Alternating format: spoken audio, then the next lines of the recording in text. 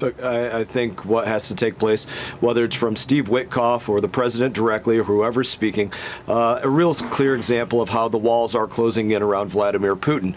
Neither side has been brought to capitulation at this point by one side or the other, but it's up to President Trump to go out there and reassure this is what's taking place. He's making a deal today with Armenia and Azerbaijan, who are very much in the Russian sphere.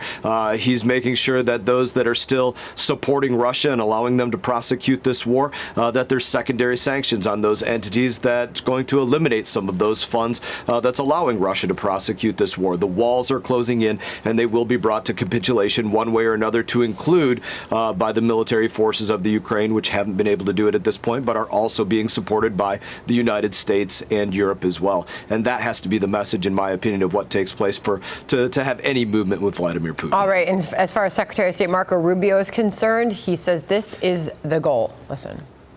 The goal here is to end the war completely. Now, you could talk about the notion that it's very difficult to negotiate details of a peace if you're still shooting at each other. But sometimes you need an interim ceasefire simply to get everybody to the table and to talk.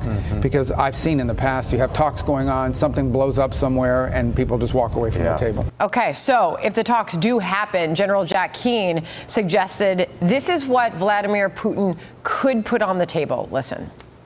An example of something that Putin could put on the table would be no more airstrikes on civilian populations, and no more airstrikes, moratorium completely, withdraw some troops from some portion of Ukraine that he's physically occupying, and make a concession that he'll take control of these other portions of Ukraine. So there's plenty of options.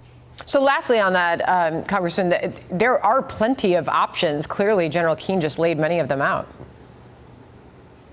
Yeah, many options, but what wasn't discussed right in that clip was that anything that moves forward has to be approved by Ukraine as well, right? And anything that would be any sort of concession of land has to go through the Ukrainian parliament. It has to go through a referendum in that way. So there would be an opportunity to have a vote there.